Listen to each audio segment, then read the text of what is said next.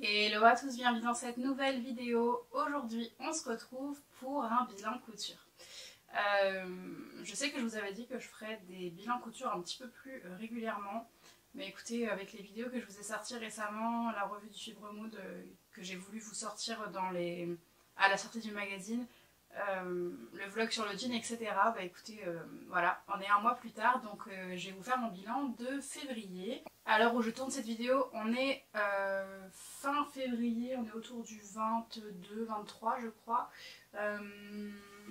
Donc pareil, le mois n'est pas complètement terminé, mais écoutez, on est à peu près à un mois de couture, donc je vais vous montrer un petit peu ce que j'ai cousu. Et puis à la fin de la vidéo, on fera le bilan du nombre de mètres écoulés vs le nombre de mètres rentrés dans mon stock. Et puis il y aura un petit point tricot. Un tout petit point tricot. Donc si ce contenu vous tente, restez avec moi et puis on est parti.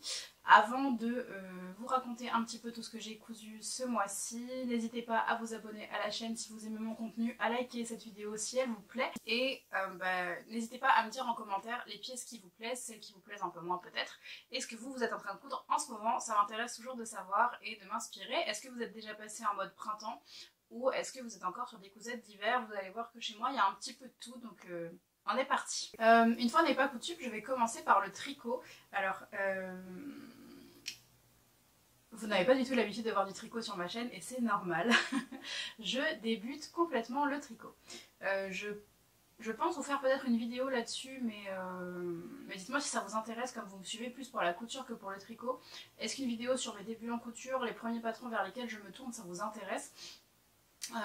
Toujours est-il que je vais vous faire un tout petit résumé là-dessus, mais si le processus entre guillemets vous intéresse, n'hésitez pas à me dire dans les commentaires. Donc le tricot, moi j'avais eu envie de commencer il y a un moment et puis on a déménagé et puis ça s'est perdu et voilà, le temps est passé. Mais en discutant un petit peu sur Instagram ces temps-ci, en voyant de jolies réalisations et en discutant notamment avec Caroline Cou, j'ai eu envie de m'y remettre. Ou en tout cas de m'y mettre tout court, puisque la première fois c'était ça n'a pas duré très longtemps, c'était un échec. Et donc pour commencer, j'ai fait cette petite chose-ci, qui est en fait un bandeau pour les cheveux. Je ne veux pas vous en parler extrêmement longtemps, hein. C'est un bandeau très basique, un headband pour l'hiver. Hop, voilà à peu près à quoi ça ressemble, je vous l'ai passé rapidement. C'est juste pour chauffer les oreilles. Moi je pense que j'ai tricoté quelques rangs de trop parce qu'il a tendance à remonter et à me pousser les cheveux en haut comme ça. Et puis surtout il me couvre pas tout à fait les oreilles, vous voyez. Bon, bref, je suis contente, je suis allée au bout du projet, je le trouve mignon, voilà, je le mets un petit peu de temps en temps et ça me fait plaisir. Donc celui-ci, je me suis servi pour ce headband du tutoriel de Marion Blush sur YouTube. Je vous mettrai le tuto en barre d'infos ou bien dans le petit i au moment de mettre la vidéo sur YouTube, si jamais ça vous tente. Je trouve que c'est un très bon premier projet. Personnellement, ça m'a plu de tricoter ce petit headband. Ça va relativement vite pour du tricot. Moi, je l'ai tricoté en 4 soirs et j'ai tricoté à peu près 1 heure par soir, je pense. Donc je pense que je suis pas très rapide, hein, c'est mon premier tricot. Il y a cette torsade au milieu qui donne ce petit effet assez sympa au modèle, je trouve, et pour autant c'est pas du tout compliqué à faire. Il est entièrement en point mousse, il me semble, donc que des mailles endroit. Donc c'est bien, ce sont des gestes répétitifs, on prend le temps d'apprendre en fait à faire ce mouvement. Le tutoriel de Marion Blush est excellent, je trouve, elle explique vraiment pas à pas comment ça fonctionne. Et donc je le recommande vraiment et je trouve que c'est un super chouette premier projet, c'est satisfaisant, c'est assez rapide, on peut le porter rapidement. Voilà pour ce projet, je ne vais pas m'éterniser. La laine et les aiguilles que j'ai utilisées venaient de chez Sauce Crème Graine, donc c'était un projet pas cher du tout. Donc c'était parfait pour tester et pour débuter. On va maintenant passer à la couture et donc vous avez remarqué que d'habitude pour mes bilans couture on ne retrouve pas ce format-ci, mais j'ai décidé du coup de vous faire les bilans couture plus près de la caméra pour qu'il n'y ait plus de problème de son, ou en tout cas je l'espère qu'il n'y en ait plus ou moins, et je vous mettrai des images du vêtement porté soit pendant que je parle, soit une fois que je vous en aurai parlé. Bien sûr je vais vous montrer les vêtements au fur et à mesure, mais je ne les mettrai plus sur mon mannequin pour vous les présenter parce que je suis trop loin de la caméra et vous ne m'entendez pas très bien. Donc le premier projet couture dont je vais vous parler, c'est le projet duquel je n'ai pas pu vous parler le mois passé, puisqu'il s'agit d'un patron que j'ai testé, et au moment où je l'ai testé, le patron n'était pas encore, enfin où j'ai fait le bilan couture, le patron n'était pas encore sorti, donc je ne vous en avais pas parlé. Il s'agit de ce t-shirt qui est le t-shirt nuage. Donc c'est un t-shirt, je vous insérerai des images portées en même temps, je pense que ça sera plus parlant. C'est un t-shirt avec un corps assez simple, près du corps, et il a des manches bouffantes. Alors ça se voit pas beaucoup là, mais voilà, les manches sont froncées et elles sont bouffantes. Le col est assez proche du cou, donc on est assez enfermé quand même, hein, c'est le style du vêtement. Et que vous dire de plus, il a une finition ici, une bande de propreté, une finition au biais. Donc c'est uniquement sur l'arrière, de la couture d'épaule à la couture d'épaule. Et j'ai utilisé pour ça un biais du commerce que j'ai, un petit biais fleuri comme ça. Voilà, il n'est pas super bien posé, vous allez le voir, parce que la créatrice recommandait un certain centimètre de biais et j'ai coupé le mien trop petit, donc j'ai eu du mal à le placer. En fait, j'avais hésité à poser ce biais de propreté puisque je me disais que c'était une perte de temps. Et puis je me suis souvenue de mes objectifs de l'année qui étaient d'améliorer mes finitions, et donc je me suis dit que j'allais quand même faire cette bande de propreté. C'était la première que je posais. Donc ça s'est bien passé, j'ai compris comment le faire. D'ailleurs j'ai utilisé un tuto sur YouTube pour le faire. Si j'y pense, pareil, je vous le mettrai en barre d'infos ou dans le petit i. Et voilà, rien de compliqué, je l'ai juste coupé pas suffisamment large. Enfin, j'ai pas pris un biais suffisamment large et donc je me suis retrouvée un petit peu à court de tissu sur le bas de la bande. Bon, c'est pas très grave, c'était un test de patron qui plus est. Pour ce qui est du tissu, c'est un jersey qui vient de chez Dries-Stoffen, un jersey de coton, donc il est blanc comme ça avec des taches un petit peu lilas, mais un lilas assez foncé. Voilà, vous voyez très bien de toute façon la couleur, je trouve. Donc il est tout simple, je le trouvais sympa et j'en avais pris 1 mètre tout simplement chez Dries-Stoffen. Il m'a fallu 1 mètre pour coudre ce t-shirt, donc c'était parfait. Et donc il m'a coûté 5 €, il était vendu 5 € du mètre. Pour ce qui est de la taille, alors c'est un, je vous ai même pas dit, mais le patron c'est un patron de chez Camimade Pattern. Et donc elle avait lancé un appel à test sur Instagram et le t-shirt m'avait plu, donc je lui avais proposé de tester son patron. Ça c'est ma version test, j'en ai pas recousu depuis, la créatrice a sorti le patron entre temps et elle nous a renvoyé la version définitive du patron, donc je pense que je le ferai, puisque ce que les testeuses lui avaient fait comme retour principalement, c'est que pour un t-shirt bouffant, on trouvait que l'effet n'était pas tellement bouffant une fois porté. Donc je sais qu'elle a un petit peu retravaillé la manche pour qu'elle soit beaucoup plus bouffante sur le bras. Et elle a un tout petit peu plus décolleté le devant pour qu'on soit un tout petit peu moins enfermé. Mais elle a spécifié quand même que ça restait un t-shirt avec une encolure assez haute. Et donc il ne faut pas s'attendre à un décolleté phénoménal. Chez Camimade Pattern, vous n'avez pas des tailles classiques comme on connaît, 38, 36, etc. Ce sont des lettres A, B, C, D, E, donc vous êtes obligé de vous référer au tableau des tailles. Moi je trouve ça génial parce qu'au moins on n'a pas tenté de tricher et de prendre telle ou telle taille, on prend vraiment la taille qui est recommandée du patron. Et donc moi la taille qui m'était recommandée c'est la taille E. Je regardais rapidement mes notes mais j'ai pas grand chose de plus à vous dire, il n'y a pas de difficulté sur ce vêtement. Ce que j'ai noté aussi c'est que c'est un PDF et que les pages s'assemblaient parfaitement, ce qui n'est pas toujours le cas, donc c'était très agréable. Donc voilà, ce t-shirt il se décline également en manches longues. Je vous mettrai un dessin technique si j'arrive à en récupérer un sur le site quelque part par là. Donc en fait la version manche longue elle est bouffante ici et ensuite vous avez une manche affilée sur le bras. Donc c'est un vêtement qui se coud très rapidement. J'ai pas noté le temps de réalisation mais franchement je pense que ça doit être 1 heure, 1h30.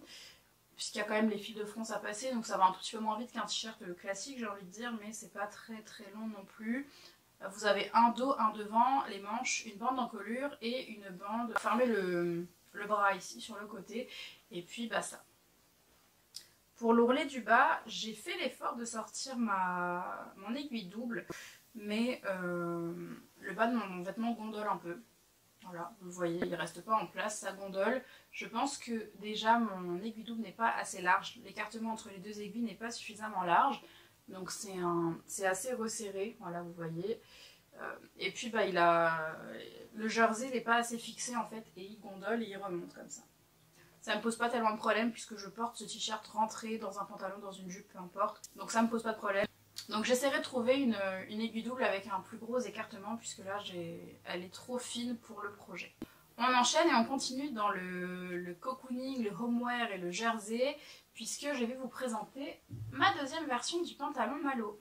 Donc le pantalon Malo, je ne vais pas m'éterniser dessus, je vous en ai parlé dans mon précédent bilan couture. Si vous ne l'avez pas vu, je vous le mets dans le petit i. Attention, le son n'est pas excellent, j'espère que vous m'en voudrez pas. Mais voilà, si ça vous intéresse d'avoir plus de détails, je vous laisse aller voir ce bilan couture.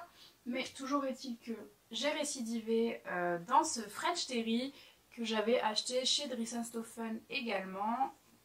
C'est un French Terry qui est bleu ciel et que j'avais exprès acheté pour faire du jogging. Donc écoutez, je suis ravie. L'intérieur du tissu est comme ceci, il est bouclette, vraiment un French Terry comme on connaît quoi. Il n'est pas très épais mais il tient quand même suffisamment chaud. Donc je suis très contente de cette réalisation. Pour ce pantalon, j'ai réussi à optimiser un petit peu mieux mes pièces et j'ai utilisé 1,40 m de tissu. Là où ma première version avait pris 1,55 m de tissu. Donc là j'ai utilisé 1,40 m de tissu, je l'ai cousu en taille 42 et pour le coût de réalisation il m'a fallu 11,20 € de tissu et à peu près 50 centimes estimés d'élastique pour les bandes à la taille. Donc c'est une version qui me revient à moins de 12 € et je trouve que c'est très raisonnable pour un jogging comme ça. Et donc si vous cherchez les références sur Dries&Stoffen, je crois que c'est quelque chose qui revient assez régulièrement.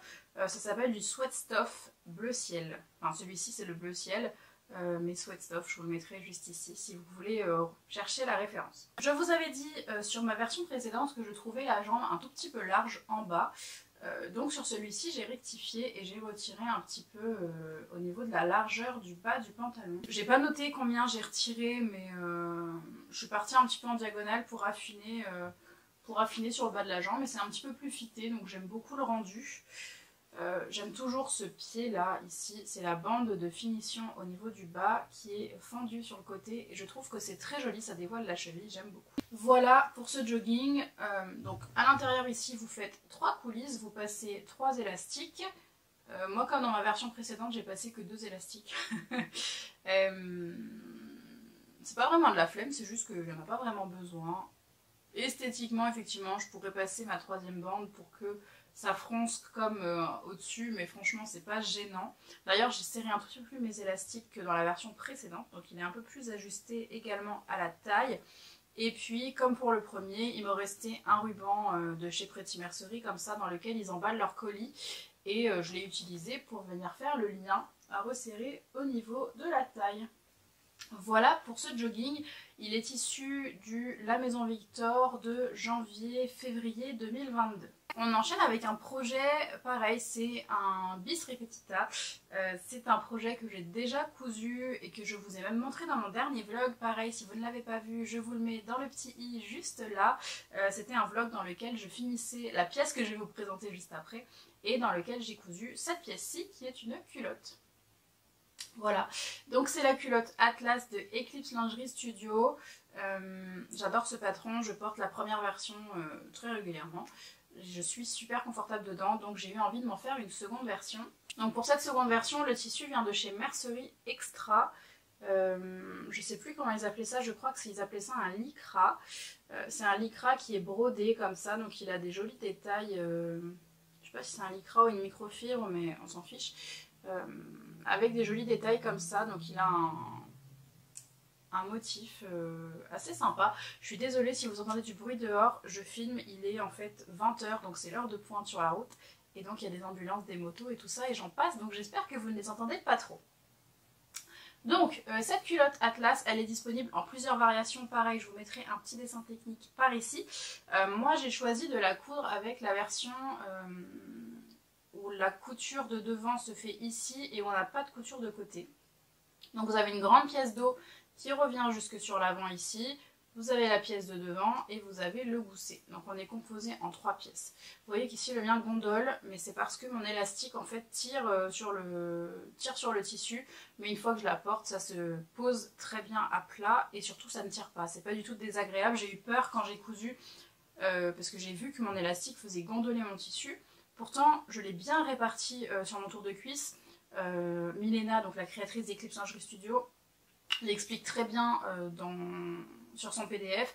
Elle vous dit la mesure d'élastique qu'il faut couper. Ensuite, vous marquez l'élastique tous les quarts et vous marquez ici tous les, pareil, les quarts enfin tous les quarts. Vous prenez, je sais pas, un repère, par exemple la couture, vous venez marquer l'opposé et puis vous venez marquer les deux interposés ici et vous faites correspondre les marques que vous faites au stylo.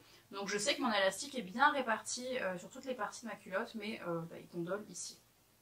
Bref, c'est pas très grave, tout ça pour dire que il est quand même très élastique et que quand je le porte, ça ne me tire pas, c'est pas trop serré en termes d'élastique. Pareil pour mon gousset, j'ai doublé avec un jersey de coton qui vient de chez Dressenstoffen et qui est certifié Ecotex. Je crois qu'il est vendu... Alors je crois qu'il était vendu 5 € du mètre et que maintenant il est un petit peu plus cher, peut-être 6,95 €, je suis pas sûre. Pareil, si jamais je le retrouve, je vous le mettrai quelque part par là. Donc c'est une culotte qui est quand même très rapide à coudre, en tout cas à assembler. Ensuite il faut poser l'élastique et c'est la partie la plus longue, j'ai envie de dire, puisqu'il faut venir couper vos élastiques donc au niveau de la taille et au niveau des tours de cuisse et ensuite marquer les 4 crans, venir assembler pour les 4 et l'élastique à picot. Cette fois-ci j'ai choisi un élastique à picot, donc la dernière fois j'avais pris un élastique cavalier, donc vous savez qui vient prendre en sandwich le tissu, vous insérez le tissu comme ça et vous venez fermer l'élastique et vous cousez tout le long. Là j'ai choisi un élastique à picot avec des petits détails. Voilà, là vous voyez, c'est assez joli, c'est délicat je trouve. Donc voilà, vous voyez le détail, donc ça se pose endroit contre endroit. Vous venez retourner votre élastique et vous venez surpiquer pour le plaquer dans le bon sens. Si jamais vous n'avez jamais cousu d'élastique à picot et que vous avez envie de voir comment je pose les miens, je l'avais tout expliqué dans ma vidéo où je cousais un ensemble de sport, puisque dans mon crop top rose de sport il y avait un élastique à picot et donc je vous montrais comment poser un élastique à picot. Pareil, si vous n'avez pas vu cette vidéo, je vous la mets juste ici, n'hésitez pas à aller la regarder après celle-ci. Donc voilà pour cette culotte, j'ai pas grand chose de plus à dire, c'est hyper confortable, c'est très agréable. Cette fois-ci j'ai pas doublé le devant puisque il n'y avait pas non plus trop de transparence, l'autre c'était vraiment une dentelle ajourée, donc j'avais doublé, là c'est pas doublé donc vous avez les surjets visibles. Alors que dans ma précédente version qui était doublée, j'avais caché mes surjets entre la doublure et le devant. J'ai pas noté le coût de cette culotte mais franchement il n'y a pas besoin de grand chose pour coudre une culotte. J'avais acheté ce tissu, je pense 50 cm et vous en servez peut-être de, je sais pas, 40 cm sur de la laise en fait, donc ça va, il vous en reste énormément, donc j'ai pas calculé le coût de revient, je sais que c'est pas très cher. Et voilà, et puis en termes de temps de couture, ça va quand même assez vite, comme je vous l'ai dit. Ce sont les élastiques qui prennent le plus de temps pour la pose, mais je sais pas, en 1 heure si vous carburez, en 1h30 si vous prenez votre temps, c'est fait. On enchaîne avec un projet, un gros projet. Alors pareil, ça je vais vous montrer des images portées parce que là pour vous montrer ça va être impossible. Mais il s'agit de mon manteau Carmen. Hop. Donc mon manteau Carmen, c'est le manteau issu du Fibre Mood de décembre 2021. C'était novembre-décembre 2021 je crois. Donc c'était mon premier manteau doublé, puisque le précédent que j'avais cousu c'était le trench Martha de Fibre Mood toujours. Mais c'était un trench qui n'était pas doublé. Là c'est un manteau en lainage entièrement doublé. Alors, on va commencer par le tissu. Ce tissu-là, c'est un lainage qui est sergé, comme ceci, donc qui est un petit peu crème. Je crois qu'il s'appelait Vanille. Il vient de chez les Coupons de Saint-Pierre. Donc c'est un lainage mélangé. On n'avait pas le détail de la composition du tissu. Donc j'avais pris un coupon de 3 mètres et ensuite je l'ai doublé dans cette microfibre fleurie que j'adore, qui vient toujours de chez les Coupons de Saint-Pierre. Cette microfibre, je l'avais achetée au début de la couture parce que j'avais complètement flashé sur le tissu, mais vous vous doutez bien que la microfibre est en polyester et donc c'est impossible pour moi de coudre un vêtement là-dedans, qui soit une robe par exemple ou un top, et en plus comme elle est crème comme ça, elle est transparente. Donc je savais pas trop quoi faire de ce tissu, mais je l'aimais beaucoup donc je l'ai conservé Et puis cette association, elle s'est faite naturellement en fait. Je trouve que les deux tissus vont tellement bien ensemble, puisque la microfibre, elle n'est pas blanche, elle est vraiment crème sur le fond, et que le lainage est crème également. Je trouve que voilà, les deux tissus sont faits pour s'entendre et je suis très contente de cette association. Je vais prendre mes petites notes, je vais tricher. Donc ce tissu, il m'a fallu 3 mètres de mon tissu, de mon lainage, enfin j'avais que 3 mètres. Très honnêtement, j'ai dû jouer à Tetris comme jamais. J'ai déménagé tout mon salon pour pouvoir étaler mes 3 mètres complètement à plat et poser toutes mes pièces pour vérifier que ça allait rentrer, puisque Fibremood recommandait plus de 3 mètres. Je sais plus exactement combien, peut-être 3 mètres 10, 3 mètres 20 dans ma taille. Moi j'ai cousu une taille L. Et donc pour être sûr que ça rentre et ne pas couper et me retrouver à court de tissu, j'ai étalé tout mon tissu à plat. J'ai tout épinglé et j'ai vérifié que tout rentrait. Je vous assure que j'ai mis un temps fou à tout placer pour que tout rentre dans mes 3 mètres. C'est rentré et tout dans le droit fil, s'il vous plaît. Mais c'était pas gagné d'avance. Et puis la doublure, je sais plus, peut-être 2 mètres et quelques. J'ai pas noté honnêtement. Mais en plus mon coupon avait un défaut, donc j'ai dû un petit peu jongler. D'ailleurs, le service client des coupons de Saint-Pierre a été super. Ils m'ont renvoyé un deuxième coupon, donc il me reste encore 3 mètres de cette doublure. Je ne sais pas quoi en faire. Mais toujours est-il que je ne peux pas vous dire exactement combien de métrage j'ai utilisé pour ma doublure. Donc, c'est un manteau qui me coûte vraiment pas cher. Et le but, c'était pas que ça me coûte pas cher, c'était de pouvoir tester, encore une fois. C'était la première fois que je faisais un manteau doublé, un manteau tout court, dans un lainage, un tissu épais, etc. Je savais pas trop comment ma machine allait réagir. Et puis ce sont des choses que j'ai achetées il y a quelques mois maintenant. Hein. Ce lainage, je vous l'avais présenté dans un haul. Vous le retrouvez dans le petit i juste ici.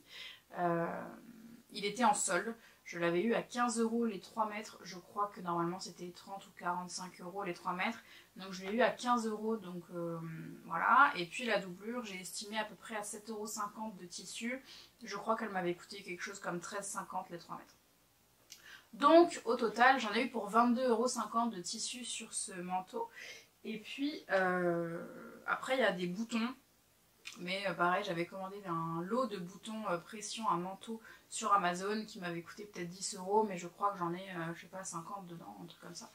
Donc en termes de coût on est assez limité. Ce qui est pas plus mal franchement parce que ça m'a retiré une certaine forme de pression. Moi j'aime pas coudre avec de la pression. J'aime faire les choses bien et j'ai pas envie de me rater. Bien sûr que même quand mes tissus ne sont pas très dispendieux, j'allais dire, c'est très québécois, quand mes tissus ne sont pas très chers, le but c'est pas juste de les gâcher parce que c'est pas cher, on coud vite, non pas du tout, mais j'avais quand même moins peur de faire des bêtises. Au final ça s'est quand même plutôt bien passé, il y a quelques soucis sur ce manteau, quelques bêtises, mais très honnêtement elles se voient. Enfin, il n'y a que moi qui sais qu'elles sont là, et vous maintenant, mais je l'ai déjà beaucoup porté, j'ai eu énormément de compliments sur ce manteau, pourtant j'ai eu il m'a fallu un peu de temps pour commencer à l'apprécier. Alors, on va commencer par le lien. Vous savez, ce manteau, je vous mettrai un dessin technique quelque part par ici. Ce manteau, il se ferme par un lien sur le côté et normalement, en fait, le lien est beaucoup plus fin et donc il fait un espèce de rouleau, c'est beaucoup plus rond. Donc moi, j'ai élargi ma pièce x2 pour qu'elle reste rectangulaire comme ceci et pas qu'elle fasse un tube, si vous voulez, dans les versions que vous regardez. Voilà, ça ressemble plus à ça et c'est arrondi.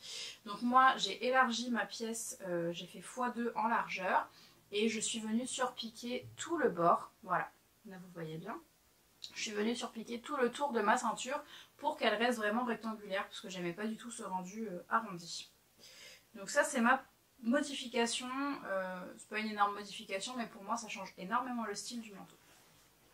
Ensuite, pour le reste, je me suis complètement laissée porter par le patron. J'ai trouvé que les explications de Fibremood étaient très bonnes pour un manteau. Franchement, j'ai trouvé que c'était très bien fait. Il y avait beaucoup de repères, il y avait beaucoup de points à marquer, vous savez, à passer des faux fils avant de se lancer.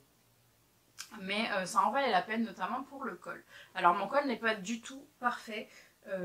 Et je pense que déjà ça vient de moi, je vais vous montrer d'où ça vient de moi et ensuite il y a une part qui vient du tissu et je vais vous expliquer pourquoi. Alors, c'est un col en fait qui est un col tailleur, donc il vient se retourner comme ceci et quand vous portez le manteau, voilà, ça se plaque comme ça. sur le un col tailleur quoi. Et donc je vais vous montrer, le mien n'est pas parfait parce que je pense que mes faux fils étaient pas placés au millimètre près. Et donc vous voyez ça fait un espèce de, voilà, un truc comme ça qui se met pas à plat, mais quand je viens bien tirer sur mon tissu, bien le faire ressortir, on le voit beaucoup moins. Il existe toujours cette espèce de bourrelet, mais beaucoup moins. Donc en fait ça c'est un souci du tissu, c'est que il ne reste pas bien en place. C'est pour ça que j'ai dû surpiquer ma ceinture. En fait il a tendance à se dédoubler, à s'arrondir, et donc les angles ne restent pas en angle. Même si j'ai bien tiré tous mes angles, vous voyez là je viens de tirer, et pouf, ça re-rentre.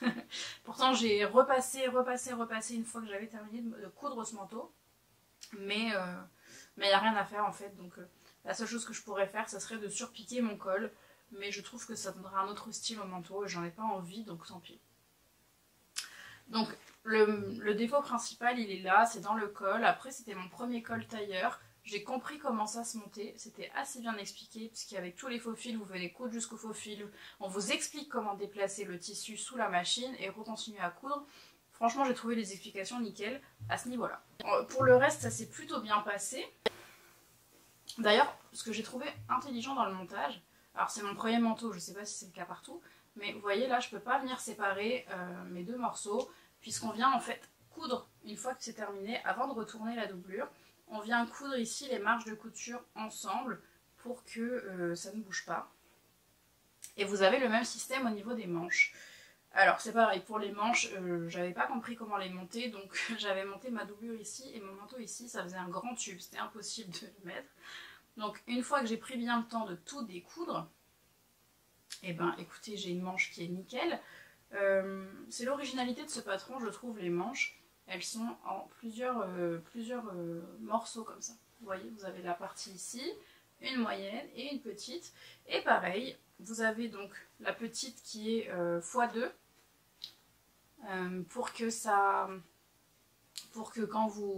qu'on voit, vous avez la petite partie qui est coupée x2 pour que à l'intérieur ce soit également du lainage juste sur la partie courte, donc ça s'arrête là. Et vous venez assembler les marges de couture des deux petites parties pour que la manche ne se retourne pas. En fait là je peux venir tirer ma doublure, vous voyez, mais ça ne vient pas. Ça reste bien fixé, donc quand vous enlevez votre manteau, vous n'avez pas votre doublure qui va se promener dehors. Parce que c'était le cas avant que je couse avant que j'assemble les deux marges de couture l'une avec l'autre. Quand je retirais le manteau, il y avait tout qui sortait comme ça, qui venait. Ça tirait un petit peu toute la doublure vers l'extérieur. Donc je trouvais que c'était vachement astucieux. Et puis, que vous dire de plus? Voilà, vous avez une grande parmenture à l'intérieur avec la doublure. Donc les manches, le dos, une partie du devant et l'autre côté de parmenture. Et ensuite, là où il y a un énorme défaut sur mon manteau et où ça ne se voit pas du tout à l'œil nu quand je porte le manteau, mais moi je le sais, c'est mes ourlets ici qui sont vraiment pas beaux. Hop, voilà, vous allez le voir. Et encore, ouais, vous devinez que c'est pas très propre. En fait, il y a une forme un petit peu étrange. La doublure, elle est... Enfin, étrange, j'imagine que c'est normal. Hein. La doublure, au lieu d'être coupée carrée, elle est coupée un petit peu avec une espèce de forme pointue sur le bout. Donc ça fait que ma marge là, ici, bah ici je me retrouve quasiment au bord de mon tissu une fois que j'assemble. J'ai essayé de rattraper le coup, j'ai fait des points à la main pour fixer. Donc ça reste assez bien, mais je sais que c'est pas comme ça que c'est censé rendre. Et ça me dérange un peu. Mais encore une fois, quand je porte le manteau, ça ne se voit pas du tout. Voilà pour les difficultés. Alors, j'ai parlé avec certains d'entre vous sur Instagram. Et il y a notamment Seda, je crois, qui m'a dit qu'elle avait eu du mal à monter les poches. Alors pour autant, moi j'ai trouvé que c'était une partie assez facile. Les poches sont prises dans la couture de côté ici. Voilà. Et pareil, j'ai utilisé ma petite microfibre pour les poches. Et donc c'est juste pris dans la couture tout simplement. Et voilà. Donc voilà pour ce manteau de Carmen. Écoutez, je sais pas quoi vous dire de plus. Il y a beaucoup de pièces, ça prend beaucoup de temps. J'ai même pas noté le temps qu'il m'a fallu. Comme j'avais fait quelques bêtises dessus, je l'ai laissé en plan pendant un mois et je l'ai repris il y a que quelques semaines. Donc honnêtement, j'ai peut-être plus tout le détail non plus en tête, mais dans mes notes, je me suis noté juste que Fibre Mode n'indique pas quand surjeter le lainage. Donc en fonction des lainages, peut-être que c'est pas nécessaire. Celui-ci, c'est une laine mélangée, j'imagine, avec du polyester. Et dès que je coupais quoi que ce soit, c'était l'effilochage directement. Donc impossible de ne pas coudre, enfin de ne pas surjeter ce manteau. Donc j'ai surjeté toutes mes pièces à chaque fois que je passais une couture. Dès que je passais un coup de ciseau, je surjetais pour sécuriser mon manteau. Je sais pas combien de temps va durer cette vidéo parce que j'ai quand même pas mal de pièces. Si jamais je vois qu'elle est trop longue, je vous laisse ici. Et puis je vous posterai une deuxième partie du bilan couture probablement dans la semaine qui suit. Si la vidéo vous a plu, n'hésitez pas à la liker et on se retrouve dans très peu de temps pour la deuxième partie de ce bilan couture. Ciao ciao!